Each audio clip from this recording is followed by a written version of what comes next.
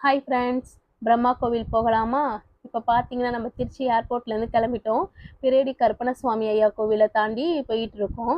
பார்த்தீங்கன்னா போகிற வழியிலலாம் சமயபுரத்துக்கு மாலை போட்டு நிறைய பேர் பாத யாத்திரையாக நடந்து போயிட்டு இருந்தாங்க. நம்ம இப்போ சென்னை பைபாஸ் வழியாக தாங்க போயிட்டு இருக்கோம். நம்ம திருச்சின்னு சொன்னால் எல்லாத்துக்கும் என்னங்க ஞாபகம் வரும்? மலைக்கோட்டை தாங்க.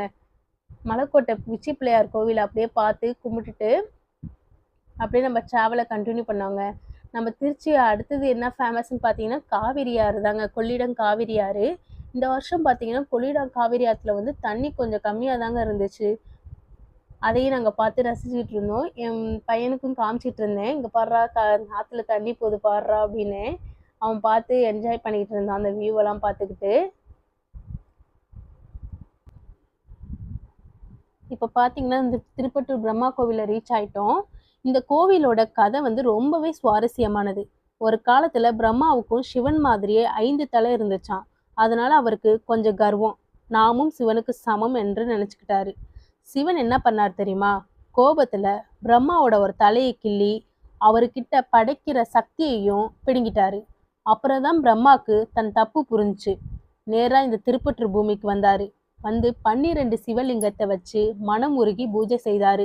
அவர் பக்தியில மனம் நிறைந்த சிவன் அவருக்கு மறுபடியும் படைக்கும் சக்தியும் கொடுத்ததோட ஒரு சூப்பரான வரத்தையும் கொடுத்தாரு.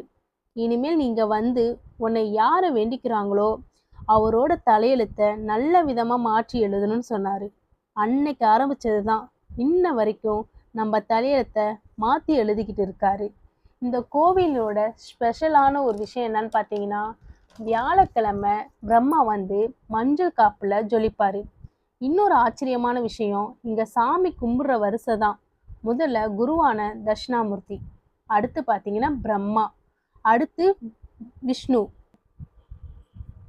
அதுக்கப்புறம் மூலவரான சிவன்.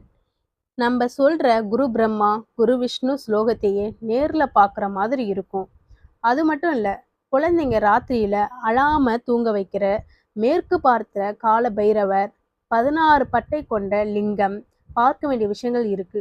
ஸோ உங்களுக்கு ஜாதகத்துல குரு தோஷம் இருக்கா, கல்யாணம் தள்ளி போகுதா, தொழில முன்னேற்றம் இல்லையா, எதுவா இருந்தாலும் சரி, நேரா திருப்பற்றூர் பிரம்மா கோவிலுக்கு வாங்க. இங்க பிரம்மா சன்னதியில 36 விளக்கு ஏற்றி 108 புளியோதரை உருண்டை நெய்வேத்தியம் பண்ணி பிரம்மாவை 9 முறை சுற்றி வந்தா நீங்க உங்க மனசுல நினைச்ச நியாயமான கோரிக்கை நிறைவேறும்னு பக்தர்களோட அசைக்க முடியாத நம்பிக்கையா இருக்கு.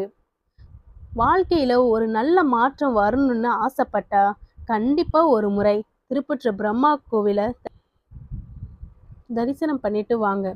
உங்க தலையெழுத்து நல்லெழுத்தாக மாற்றட்டும். Okay, bye friends.